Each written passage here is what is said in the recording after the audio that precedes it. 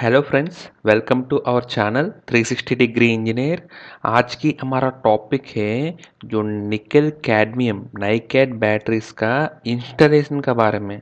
On site में जो installation कैसे होता है उसकी बारे में आज के टॉपिक में इन डिटेल डिस्कस करेंगे फ्रेंड्स। ठीक है, तो सबसे पहले इंस्टॉल करने के लिए, ठीक है, अगर आपको इंडस्ट्री में कहीं पे भी अगर आपको निकल कैडमियम बैटरीज को अगर इंस्टॉल करना है, नया बैटरी बैंक है, तब आपको इसको कहाँ इंस्टॉल करना है। सबसे पहले आप कहीं पे भी नाइकेड बैटरीज को इंस्टॉल नहीं कर सकते हैं, क्योंकि नाइकेड बैटरीज को अगर आप इंस्टॉल करना है तो उसमें एक आपको स्पेसिफिक आपको एम्बियंस क्रिएट करना पड़ेगा, एक डेडिकेटेड स्पेस होना चाहिए। इसीलिए उसको बोलते हैं बैटरी रूम। आप अगर इंडस्ट्रीज में गया है तो हर जगह आपको बैटरी रूम का नाम पे एक रूम दिखेगा। उस रूम में ऐसा कंडीशंस प्रिवेल करेगा, वो आपको इस नाइकेड बैटरीज को लगाने के लिए यार, या नहीं तो उसमें आपको प्लेस करने के लिए कंडीशन प्रिवेल करेगा उसको। ठीक है, अदरवाइज आप नाइकेड बैटरीज को आप लगा नहीं सकते कहीं पे भी। ये क्यों नहीं लगा सकते, ये उसको आप बैटरी रूम में ही एक अलग डेडिकेटेड रूम में ही उसका एम्बियंस क्रिएट करके क्यों रखना है, वो हम अभी इन डिटेल डिस्कस करेंगे फ्रेंड्स। ठीक है, तो सबसे पहले आपको एक डेडिकेटेड रूम क्यों चाहिए बैटरीज के लिए। आप कई नॉर्मल प्लेस में या नहीं तो कोई ओपन स्पेस में क्यों नहीं लगा सकते। इसका जो फर्स्ट रीज़न है फ्रेंड्स, सबसे फर्स्ट रीज़न है आपको बैटरी अगर लगाना है नाइकेड बैटरीज, उसमें आपको बहुत ज़्यादा स्पेस, सफिशिएंट स्पेस होना चाहिए। सफिशिएंट स्पेस मतलब कितना है, अगर बैटरी रूम में आपको जो बैटरी रूम बैटरी पूरा लगा दिया, उसमें आपको सराउंडिंग में आपको कहीं पे भी आपको 1 मीटर का डिस्टेंस, आपको प्रेफरेबली 1 मीटर का डिस्टेंस आपको रहना ही चाहिए, सो दैट आपको कभी भी बाद में आपको इवन कमीशनिंग का टाइम पे जो इसको इलेक्ट्रोलाइट डालने के टाइम पे, या नहीं ये तो ऑपरेशन का टाइम पे, कभी भी इसका बैटरी का पायलट सेल तक आपको वोल्टेज देखना है ऑपरेशन का टाइम पे, या इसका वाटर लेवल या इलेक्ट्रोलाइट लेवल आपको मॉनिटर करना है, या इसका स्पेसिफिक ग्रेविटी चेक करना है, डेंसिटी चेक करना है, यार कुछ भी ऐसा आपको ओवर द टाइम आपको ऑपरेशन और मेंटेनेंस एक्टिविटीज़ के लिए आपको बैटरीज के पास जाना पड़ेगा, हर एक सेल को देखना पड़ेगा, इसका वोल्टेज भी मेजरमेंट करना पड़ेगा, आपको कभी इसका टर्मिनल्स को टाइटनेस भी करना पड़ेगा। ये सब की सब के लिए, इसे सब काम करने के लिए आपको स्पेस, आपको बहुत ज़्यादा मतलब सफिशिएंट स्पेस आपको चाहिए। ये स्पेस आपको मतलब आपको जनरली ये क्या प्रेफर करते हैं, 1 मीटर है जो बैटरी बैंक यहाँ लगाया, तो इसका सराउंडिंग में आपको 1 मीटर का स्पेस मिलना ही चाहिए। ठीक है, अगर आपको दो बैटरी बैंक हैं तो आपको दोनों बैटरी बैंक के बीच में मिनिमम 0.8 मीटर है आपको स्पेस रहेगा, तो वो बहुत ही प्रेफरेबल लोकेशन है। मतलब आपको स्पेस तो चाहिए ही चाहिए। आप कितना ज़्यादा डिस्टेंस में, अगर आप बैटरी भी आपको बगल बगल में दो आपको दो लाइन में आप बना रहे हैं, उसमें भी आपको जितना मैक्सिमम स्पेस दे सकते हैं उतना मैक्सिमम स्पेस दे दीजिए। मैक्सिमम स्पेस मतलब क्या है, आपको बैटरी का इंटरकनेक्टिंग केबल जो आप ऑलरेडी प्रोवाइड किया है उसका कितना मैक्सिमम तक लेकर जा सकते हैं उतना स्पेस आप दे दीजिए, सो दैट आपको हीट डिसिपेशन भी आपको इजीली होगा। कभी भी बैटरी आपको चार्ज या डिस्चार्ज होता है तो इसमें आपको बैटरी गर्म होते हैं, इसका हीट डिसिपेशन भी इजीली हो जाएगा, और इसका ऑपरेशन और मेंटेनेंस भी आपको बहुत आसान से कर सकते हैं। इनफैक्ट इंस्टॉलेशन, कमीशनिंग और इसका ऑपरेशन और इसका मेंटेनेंस भी बहुत ही आसानी से आप कर सकते हैं, अगर आपको सफिशिएंट स्पेस आपको दे देगा तो। ठीक है, वो सफिशिएंट स्पेस और डेडिकेटेड स्पेस इसके लिए चाहिए। ठीक है, और दूसरा है जो स्पेस आप दे दिया, ठीक है, उसमें आपको सेकंड कंडीशन है, ये प्लेस आपको ड्राई एंड क्लीन एरिया होना चाहिए। ड्राई एंड क्लीन एरिया तब होगा आपको एक कोई एक रूम में लगा दिया और इसका एम्बियंस आप कंट्रोल कर रहे हैं, तभी आपको ये कंडीशन प्रिवेल होगा। ठीक है, ड्राई एंड क्लीन क्यों होना चाहिए, अगर आप बाहर कहीं पे रखेगा तो इसका वाटर इनग्रेस हो सक वाटर इसका टर्मिनल के ऊपर आ सकते हैं, या ऑयल आ सकते हैं, या डर्ट आ सकते हैं, इसकी वजह से आपको शॉर्ट सर्किट हो सकते हैं सेल का सरफेस में। ये सब आपको कोई भी हो सकते हैं, बैटरी फट सकते हैं, कुछ भी हो सकते हैं। इसीलिए आपको ओपन में नहीं रखना है, आपको इसका कंडीशन मतलब आपको ड्राई एंड क्लीन एरिया में रहना है। ठीक है, सो दैट आपको बैटरी का जो ग्राउंड फॉल्ट से और बैटरी का इसका शॉर्ट सर्क्यूट से और बैटरी का ब्लास्ट होने का वो सब कंडीशंस को आप इसको अवॉइड कर सकते हैं कम्प्लीटली।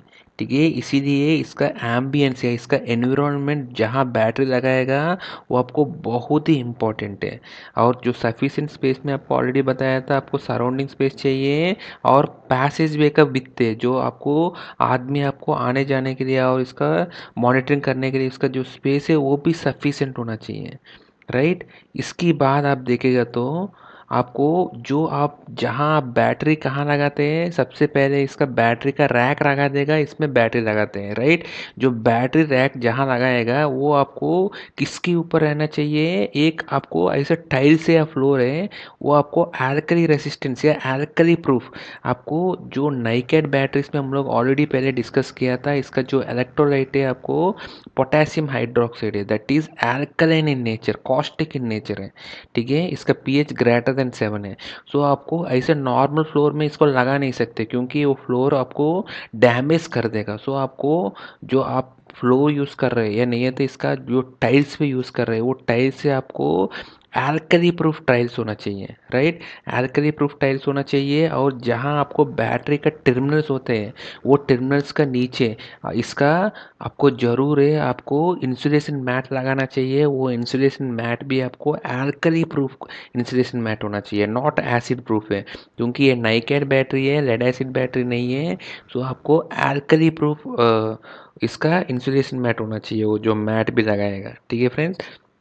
सो सॉरी, इसका ये होना चाहिए। और इसका जो इसका ग्राउंड है, इसका स्ट्रेंथ है वो भी सफिशिएंट होना चाहिए क्योंकि आपको बैटरी का इसका वेट है वो सब आपको सफी मतलब इसको विथस्टैंड करने के लिए इसका ग्राउंड में इसका बेयरिंग कैपेसिटी भी होना चाहिए ग्राउंड का।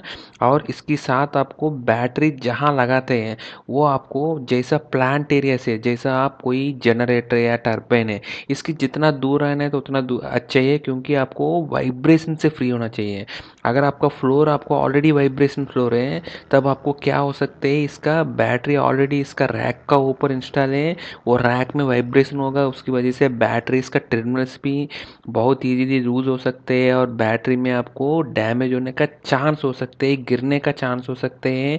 इसकी वजह से आपको कॉस्टिक या नहीं है तो इसका जो इलेक्ट्रोलाइट स्पिलेज का चांसेस ज़्यादा हो सकते हैं, वो सब चांसेस। इसीलिए आपको वाइब्रेशन प्रूफ, वाइब्रेशन जितना मिनिमाइज कर सकते हैं आप उस रूम पे, बैटरी रूम ऐसे जगह आप कंस्ट्रक्ट कर दीजिए उसमें आपको वाइब्रेशन थोड़ा मिनिमम होना चाहिए, मतलब प्लांट एरिया से थोड़ा सा दूर रहेगा। ऑप्टिमल लोकेशन पे रहने से आपको बहुत ही अच्छे है।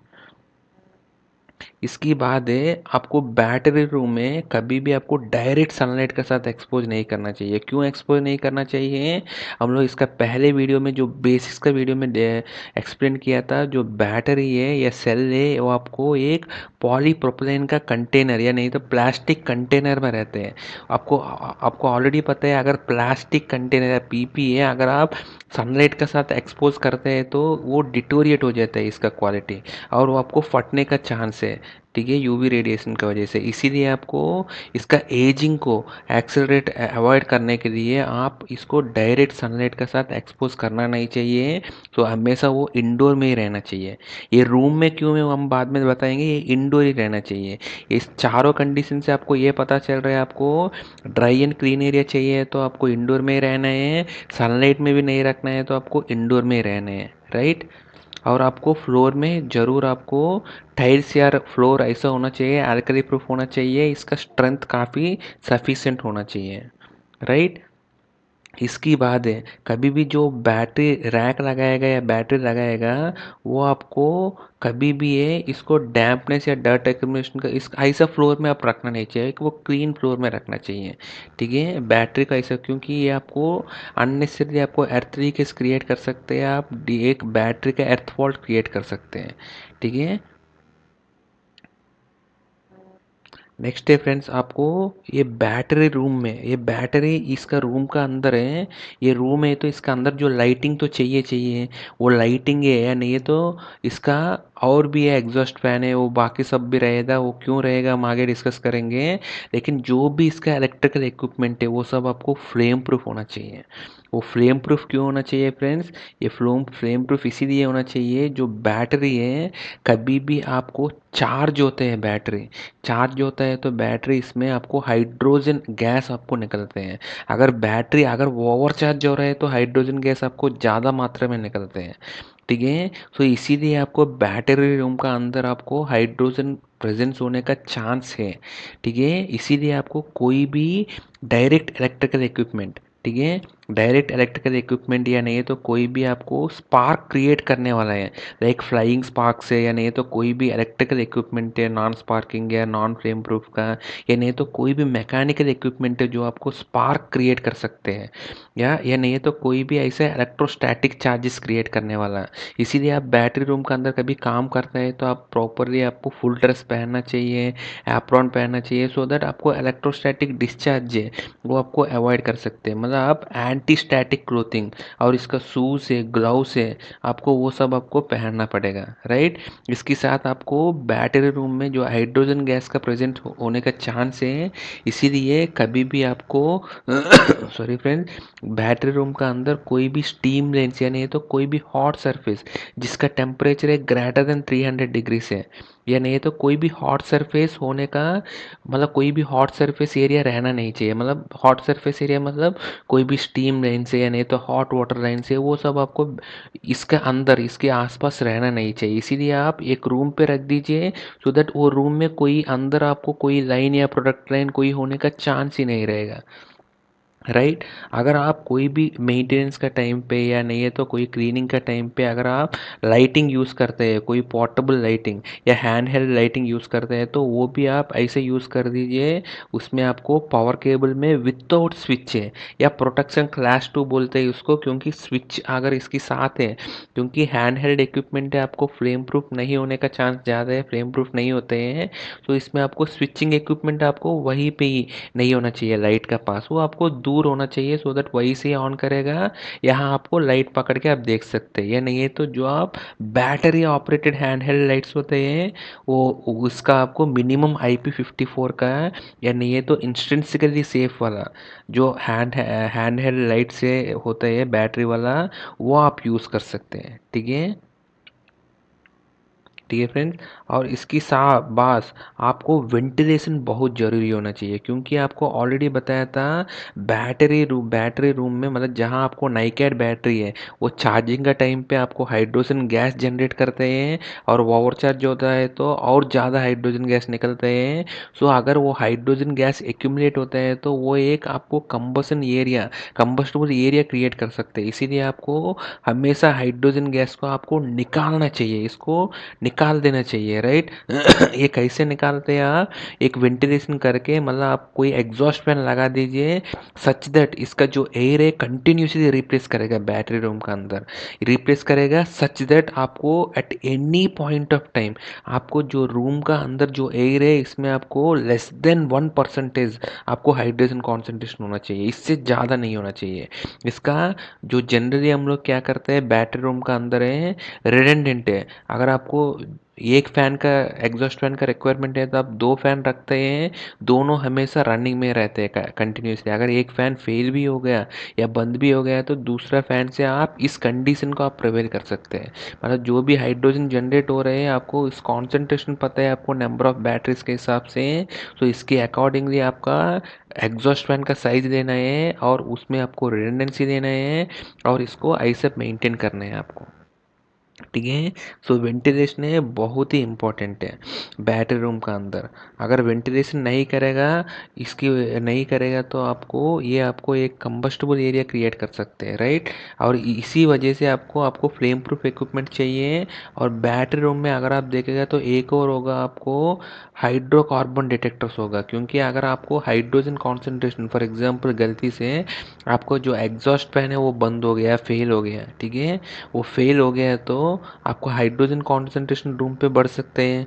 सो बढ़ सकते हैं तो वो आपको एक अनसेफ लिमिट तक भी पहुंच सकते हैं। उसको अवॉइड करने के लिए आप एक हाइड्रोकार्बन डिटेक्टर्स आपको टॉप में इंस्टॉल करते हैं, क्योंकि आप हाइड्रोजन गैस है लाइटर देन एयर है, सो जो भी हाइड्रोजन गैस निकलता है वो हमेशा टॉप में एक्यूमुलेट होता रहते हैं, राइट, वो टॉप में एक्यूमुलेट होते हैं, कॉन्सेंट्रेट होता रहते हैं। सो इसीलिए आपको वो टॉप में आप हाइड्रोकार्बन डिटेक्टर लगा देते हैं। कोई भी हाइड्रोजन अगर आता है तो उसमें आपको हाइड्रोजन कार्बन डिटेक्टर से आपको पकड़ सकते हैं, ठीक है। और बैटरी रूम का अंदर कोई भी आपको सॉकेट से वो सब आपको देना नहीं चाहिए। अगर आपको दे देगा भी फ्लेम प्रूफ टाइप अगर दे देगा तो वो भी आपको बॉटम में देना चाहिए, बॉटम लेवल पे, सो दैट आपको हाइड्रोजन गैस अगर आता है तो भी ऊपर आता है। सो अगर आपको इसका फ्लेम प्रूफ इंटीग्रिटी भी नहीं है तो आपको बॉटम में रहने से थोड़ा सेफ है। प्रेफरेबली आपको बॉटम का तरफ आपको इसका प्लग देने से आपको अच्छे है, ठीक है फ्रेंड्स। और दूसरा है आपको, ये आपको बैटरी रूम में, नेकेड बैटरी रूम में हमेशा आपको एक रूम का अंदर होना चाहिए। वो रूम में आपको एयर कंडीशन नहीं होना चाहिए। बहुत जगह गलती से क्या होता है, बैटरी रूम एक एयर कंडीशन एरिया में रख देते हैं, लेकिन एयर कंडीशन एरिया में बैटरी रूम को कभी भी नहीं रखना चाहिए जिसमें आपको नाइकेड बैटरीज है। क्योंकि एयर कंडीशन रूम में क्या होता है, आपको HVAC सिस्टम है, इसमें क्या होता है, आपका एयर है, एक कोल्ड एयर देते हैं और इसका रिटर्न एयर चला जाएगा, उसी को ही आप सर्कुलेट करता रहेगा। उसमें आपको कभी भी आपको एयर है नया फ्रेश एयर आएगा नहीं है।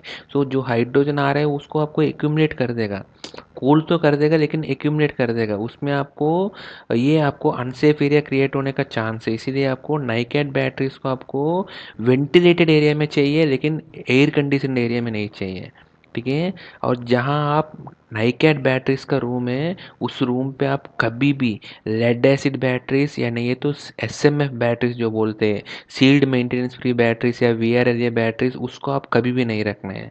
ये क्यों नहीं रखना है फ्रेंड्स, सबसे पहले लेड एसिड बैटरी में आपको H2SO4 यूज़ करते हैं, एसिड है, और इसमें आपको कॉस्टिक यूज़ करते हैं, राइट, पोटेशियम हाइड्रोक्साइड। तो गलती से कभी भी आप नाइकेड बैटरीज में अगर आप लेड एसिड सोचकर कोई ऑपरेटर या कोई गलती से आप लेड एसिड में H2SO4 यूज़ करते हैं, अगर वो इसमें डाल दिया तो आपको बहुत ही एक्सोथर्मिक रिएक्शन होकर आपको बैटरी फटने का चांस है, आपको आदमी का मतलब पर्सनल इंजरी होने का चांस है। तो इसीलिए कभी भी आपको नाइकेड बैटरीज और लेड एसिड बैटरीज एक रूम में कभी भी मत रखो, क्योंकि ऐसे इंसिडेंट्स बहुत हुआ भी है। इसीलिए इसको कहीं पे भी रिकमेंड नहीं करते हैं नाइकेड बैटरीज और लेड एसिड बैटरीज एक रूम में रखने का। और दूसरा रीज़न है, आपको लेड एसिड या नहीं तो सील्ड मेंटेनेंस फ्री बैटरी से आपको मतलब आपको बिना वेंटिलेटेड या नहीं है तो बिना आपको जो मतलब आप जो वेंटेड है, बिना जैसा आप नाइकेड बैटरीज में आपको वेंट कैप रहते हैं, वेंटिलेशन दिया जाते हैं, जिसमें आपको सील किया जाता है, उस जो सील्ड बैटरी से उसको प्रेफर करते हैं एयर कंडीशन एरिया में, क्योंकि इसमें कोई कुछ निकलता ही नहीं है, वेंटिलेशन नहीं है, तो वो एयर कंडीशन एरिया में चाहिए, ठीक है। लेकिन आपको जैसा आपको बताया था, नाइकेड बैटरीज हमेशा आपको वेंटिलेटेड एरिया में चाहिए, not air condition area. So air condition area में जहाँ आपको सील्ड बैटरीज है उसको आप एयर कंडीशन एरिया में रखते हैं। सो वो अगर आप सील्ड बैटरीज को एयर कंडीशन एरिया में नहीं रखा, क्योंकि इसका ऑपरेटिंग टेम्परेचर रेंज बहुत कम रहते हैं। आप देखेगा तो -21 से लेकर आपको अराउंड 34-36 डिग्रीज तक की रहते हैं। सो अगर आप नॉर्मल नाइकेड बैटरी रूम पे रखेगा तो उसमें जो गर्मी की वजह से इस नाइकेड बैटरी से हाई एज के लिए रहते हैं, तो इसकी वजह से आपको जो हीट जनरेट होते हैं उस हीट का वजह से और एक्सेस हीट का वजह से वो SMF बैटरीज फट सकते हैं, ठीक है। वो उसकी वजह से वो एक एक्सप्लोजन, ऑलरेडी यहाँ हाइड्रोजन का मात्रा है तो ये आपको एक एक्सप्लोजन एनवायरनमेंट क्रिएट कर सकते हैं, एक स्पार्क क्रिएट कर सकते हैं। इसीलिए आपको कभी भी नाइकेड बैटरीज का रूम जहाँ है उसमें नाइकेड बैटरीज का अलावा और कोई बैटरी मत रखना। ये आपको सिंपल थंब रूल है, आपको नाइकेड बैटरीज का रूम जहाँ है उसमें आपको ओनली नाइकेड बैटरीज ही रहना चाहिए और कोई बैटरी नहीं रहना चाहिए, ठीक है फ्रेंड्स। और इसमें आपको एक और प्रोविज़न होना चाहिए, बैटरी रूम में आपको वाटर शावर का प्रोविज़न होना चाहिए, वाटर का प्रोविज़न। ये क्यों है, क्योंकि कभी भी बैटरी रूम में आपको कमीशनिंग का टाइम पे या इंस्टॉलेशन का टाइम पे आप इसका जो इसका इलेक्ट्रोलाइट प्रिपेयर कर रहे हैं उसको डालने के टाइम पे या नहीं है तो ओवर द ऑपरेशन या मेंटेनेंस का टाइम पे कभी आप इलेक्ट्रोलाइट डालते हैं तो वो आपको हाथ पे या कहीं पे गिरने का चांस है, आँख में गिरने का चांस है, स्प्लैश होने का चांस है। सो आपको तुरंत इसको कभी कभी भी आपको इलेक्ट्रोलाइट आपका हाथ पे गिरता है, आँख पे गिरता है, तो आपको तुरंत पानी से 15 से 20 मिनट तक आपको वॉश करना चाहिए तुरंत आपको। तो इसीलिए आपको जहाँ बैटरी रूम है उसी के अंदर आपको वाटर शावर होना चाहिए। वाटर मतलब आपको वाटर शावर मतलब ये आपको होना चाहिए, आपको पानी से तुरंत वॉश करने के लिए वाटर विद बेसिन के साथ, वाटर शावर विद बेसिन के साथ होना चाहिए आपको ज़रूर। ठीक है फ्रेंड्स, नेक्स्ट है आपको बैटरीज को कभी भी आप जो रिसीव करते हैं बैटरी से, ठीक है, वो बैटरीज कैसे रिसीव करते हैं। बैटरीज हमेशा आपको किस में फ्रेंड्स, आपको पैलेट्स में, वुडन पैलेट्स में रिसीव करते हैं। अगर आप वुडन पैलेट्स को देखेगा तो उसमें आपको वुडन पैलेट के अंदर पैकिंग बॉक्सेस होते हैं। अगर इसको आप सबसे पहले आपको कभी भी आपको बैटरी आपको साइट पे पहुंच गया है, इसको सबसे पहले वुडन पैलेट से हटा दीजिए, इसका कंडीशन देख लीजिए फर्स्ट स्टेप पे। अगर कोई डैमेज है, फिजिकल डैमेज नहीं दिख रहे, तभी आप प्रोसीड कर दीजिए इंस्टॉलेशन के लिए। अगर आपको कुछ कुछ भी फिजिकल डैमेज दिख रहे हैं तो आप तुरंत इसका ओईएम को इन्फॉर्म कर दीजिए, सो दैट आपको रिप्लेसमेंट के लिए आसान होगा, ठीक है। और इसका जो वुडन पैलेट्स में इसका एसेसरीज भी होगा, इसमें आपको पीपीस भी होगा और इसका टूल्स भी होगा, क्योंकि आपको बैटरी आपको इंस्टॉलेशन और कमीशनिंग का टाइम पे आपको ये पीपीस आपको ज़रूरी है। इसमें आपको सेफ्टी शू चाहिए, ठीक है, और इसका ग्लव्स चाहिए, आपको पीवीसी ग्लव्स चाहिए, क्योंकि आप एल्कलाइन यूज़ कर रहे हैं, मतलब इसका जो इलेक्ट्रोलाइट यूज़ कर रहे हैं वो आपको हाथ में नहीं गिरने के लिए आपको पीवीसी ग्लव्स चाहिए, और आपको पीवीसी एप्रॉन चाहिए आपको। इसके बाद आपको हेलमेट चाहिए, और आंख में फ्लैश नहीं होने के लिए, स्पिल नहीं होने के लिए आपको ये इसका प्रोटेक्टिव आई ग्लासेस चाहिए आपको, ठीक है। ये सब आपको प्रोटेक्टिव इक्विपमेंट आपको चाहिए। इसके बाद टूल्स में आपको इसका जो इसका बैटरी का इसका टर्मिनल्स को और इसका इंटरकनेक्टिंग प्लेट्स को इसको टाइट करने के लिए आपको एक इसका रेंच चाहिए, इसका देते हैं वो चाहिए आपको। इसके बाद आपको लेवल मीटर या इसका स्पेसिफिक ग्रेविटी मेजर करने के लिए, ठीक है। और इसके बाद आपको, सॉरी फ्रेंड्स, आपको प्लास्टिक कंटेनर है, उससे आपको इलेक्ट्रोलाइट डालने के लिए, ठीक है। अगर आपको कभी भी आपको बैटरी बैंक है जहां आपको, जिसमें आपको बहुत ज़्यादा एच का कैपेसिटी का बैटरी बैंक है, उसमें आपको पीछे वाला सेल्स का इलेक्ट्रोलाइट कभी दिखता नहीं है, ठीक है। इलेक्ट्रोलाइट कभी दिखता नहीं है, इसीलिए आपको कैपिलरी ट्यूब चाहिए, राइट। कैपिलरी ट्यूब से आपको कितना इलेक्ट्रोलाइट है वो आपको पता चलेगा, इसीलिए आपको कैपिलरी ट्यूब भी दिया जाता है, और आपको मल्टीमीटर भी दिया जाता है आपको, क्योंकि बैटरी का कमीशनिंग का टाइम पे आपको इसका बैटरी का इंडिविजुअल हर एक सेल का आपको वोल्टेज मेजर करने के लिए, और पूरा बैटरी बैंक का वोल्टेज मेजर करने के लिए आपको मल्टीमीटर भी चाहिए। सो ये सब आपको टूल्स और ये प्रोडक्टिव इक्विपमेंट आपको बैटरी का इसके साथ साथ ही आपको आता है हमेशा, ठीक है फ्रेंड। सो इसको आपको यूज़ करना ही है आपको, और इसके साथ साथ आपको बैटरी का जो इसका जो रैक असेंबली है और इसका एसेसरीज है वो सब भी आते हैं, ठीक है। और बैटरी का जो सेल्स है वो आपको कैसे कंडीशन में आ सकते हैं, आपको जो स्पेसिफाई करते हैं आपको ओईएम को, इसके अकॉर्डिंग आपको 3 कंडीशन में आपको बैटरी या इसका सेल है आपको बेच सकते हैं। सबसे पहले कंडीशन है आपको इसका इलेक्ट्रोलाइट इस पे अंदर फील्ड है और बैटरी सेल है पूरा चार्जड कंडीशन पे, उसको बेच सकते हैं। उसको सीधा आप यहाँ लगाना है और इसको कमीशन आपको डायरेक्ट आपको कमीशन कर सकते हो। वो कमीशनिंग आपको हम लोग आगे नेक्स्ट वीडियो में डिस्कस करेंगे, ठीक है। आप डायरेक्ट फील्ड और चार्ज कंडीशन में आ सकते हैं सेल, या नहीं तो फील्ड और डिस्चार्ज कंडीशन में आ सकते हैं, या नहीं है तो आप बिल्कुल फिल नहीं करते हैं, मतलब ड्राई और डिस्चार्ज कंडीशन में आ सकते हैं सेल, ठीक है। सो हम लोग ये बाकी फर्स्ट 2 कंडीशन में आपको ऑलरेडी इलेक्ट्रोलाइट डाला हुआ, हमको ऑन साइट में आपको इलेक्ट्रोलाइट प्रिपेयर करने के लिए, नहीं तो इलेक्ट्रोलाइट डालने का ज़रूरत नहीं पड़ेगा। लेकिन जो थर्ड कंडीशन में जिसमें आपको ड्राई एंड डिस्चार्ज, मतलब आपको सेल का अंदर आपको कुछ भी इलेक्ट्रोलाइट नहीं रहते हैं, इलेक्ट्रोलाइट आपको लिक्विड का फॉर्म में, या नहीं है तो इलेक्ट्रोलाइट आपको पाउडर का फॉर्म में, और बाकी का इसका जो डीएम वाटर और लिथियम हाइड्रोक्साइड और पोटेशियम हाइड्रोक्साइड तीनों आपको अलग अलग में दे देगा, आपको ऑन साइट में प्रिपेयर करना पड़ेगा, या नहीं है तो आपको लिक्विड का फॉर्म में भी ऑलरेडी प्रिपेयर करके भी इलेक्ट्रोलाइट आपको बेच सकते हैं, ठीक है। सो अगर आप फील्ड और चार्जड कंडीशन में इस कंडीशन पे है तो आपको 6 महीने 3 to 6 मंथ्स का अंदर आपको बैटरी को ज़रूर कमीशन करना पड़ेगा। अगर ड्राई एंड डिस्चार्ज कंडीशन में है तो आप इसको स्टोरेज 10 साल तक आप इसको स्टोरेज कर सकते हैं। जैसे पहले वीडियो में भी हम लोग बताया था। ठीक है, एक बार ये कंडीशन के हिसाब से आप इसको कमीशन करना चाहिए। ठीक है, हम लोग अभी के लिए जो सबसे वर्स्ट केस है ड्राई एंड डिस्चार्ज है, इसका हम लोग आगे देख लेंगे अभी। ठीक है, इसके बाद नेक्स्ट फर्स्ट स्टेप पे आपको बैटरी का इसका रैक आपको असेंबल करना पड़ेगा। सबसे फर्स्ट है ये रैक आपको 1 टायर 2 टायर या 3 टायर में आएगा, और स्टेप से 1 स्टेप 2 स्टेप 3 स्टेप 4 स्टेप ऐसा आपको स्टेप्स में आ सकते हैं। जैसा आप यहाँ देखेगा तो 2 स्टेप 2 टायर, जैसे आप पहले भी बताया था हम लोग 2 स्टेप में स्टेप 1 स्टेप 2, 2 स्टेप में 2 टायर है। राइट, फर्स्ट टायर है, लोअर है और अपर है। यहाँ देख लीजिए लोअर टायर है, अपर टायर है और 2 स्टेप्स में।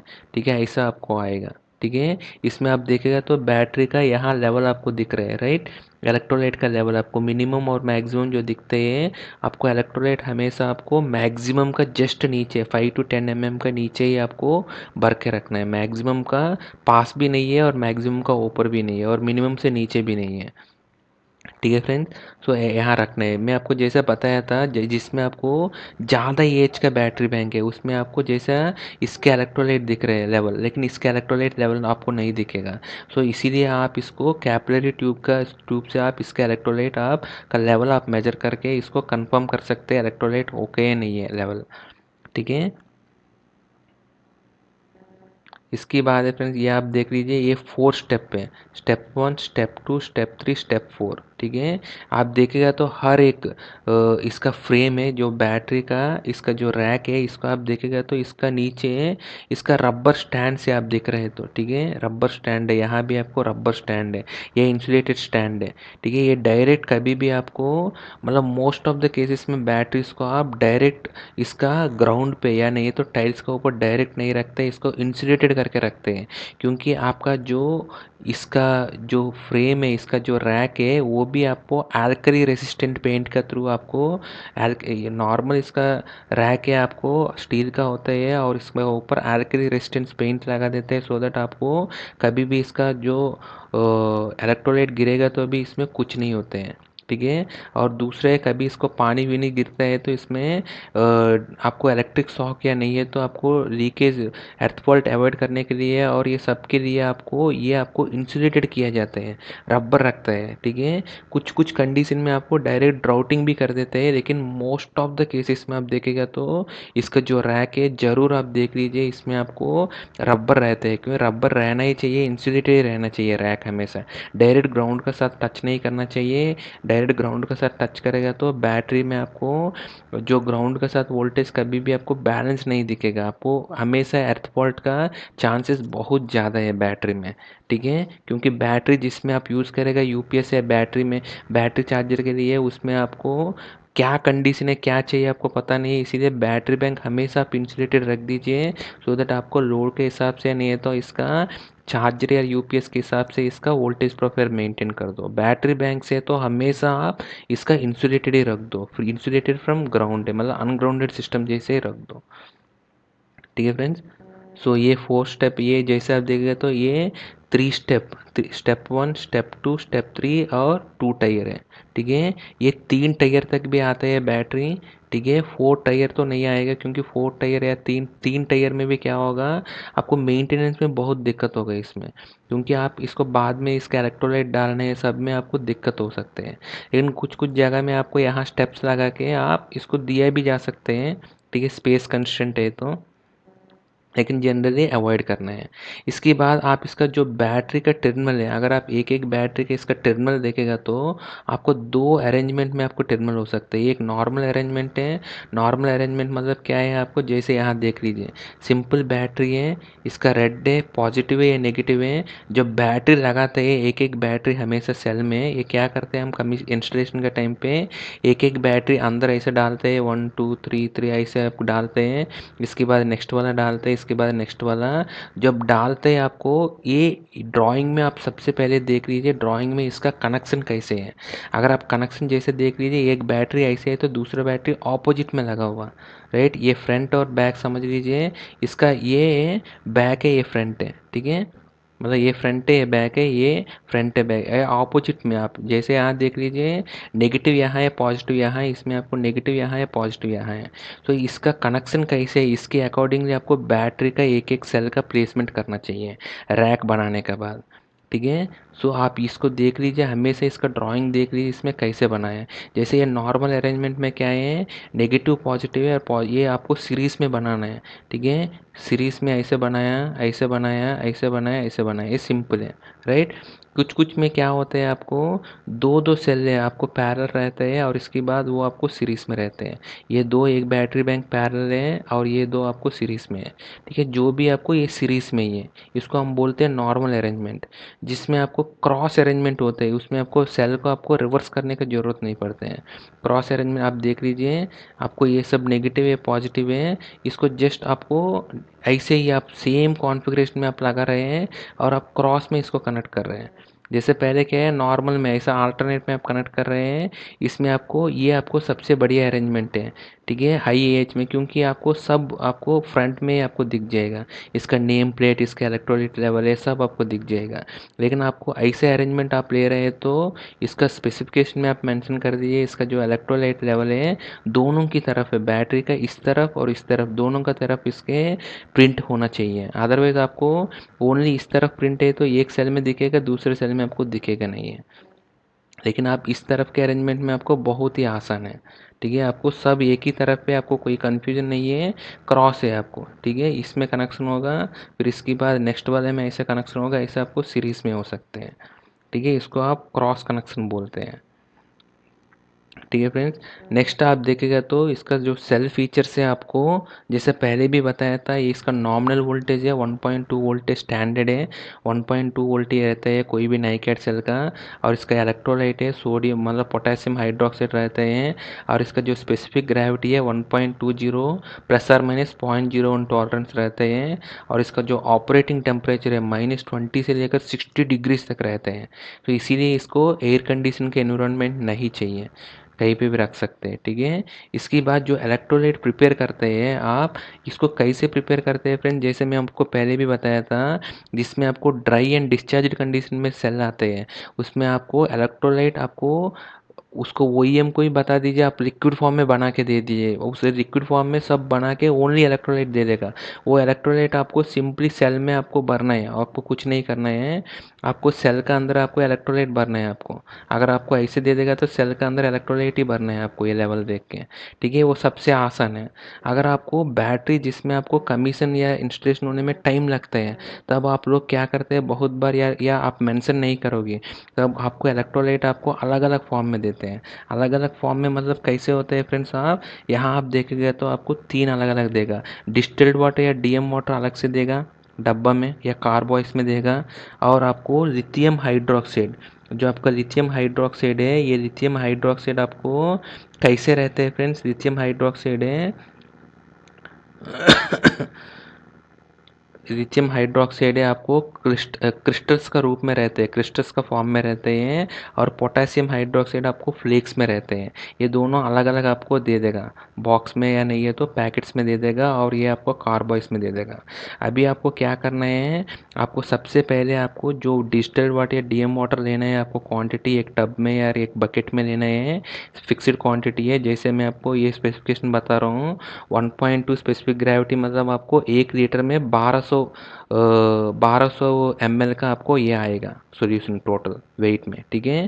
तो यहाँ आप ये तीनों के ऐड करेंगे तो 890 क्यूबिक सेंटीमीटर या 890 ml है आपको, डीएम वाटर है 40 ये 268 ये तीनों मिलाएगा तो आपको 1198, मतलब ऑलमोस्ट 1200 ml का आसपास आ रहा है, राइट। इसको आप बनाएगा कैसे, सबसे पहले आप एक बकेट में आपको जो क्वांटिटी आप लेना है डिस्टिल्ड वाटर वो ले लीजिए, ठीक है। जैसा आपको 1 लीटर के हिसाब से 890, आपको 10 लीटर बनाना है तो 8900 क्यूबिक सेंटीमीटर का एक ले लीजिए, ठीक है। इसके बाद आप सबसे पहले आपको लिथियम हाइड्रोक्साइड का क्रिस्टल से इसमें डालना है पानी के अंदर, और इसको मिक्स करना है थरोली। अगर जैसे ही इसको थरोली मिक्स कर दिया कंटेनर में, ठीक है, पूरा कंटिन्यूसली स्टिरिंग करके मिक्स कर दिया, इसके बाद आपको क्या करना है, पूरा लिथियम हाइड्रोक्साइड डिज़ोल्व होने के बाद आप पोटेशियम हाइड्रोक्साइड इसका फ्लेक्स को आप इसमें स्लोली ऐड करना है।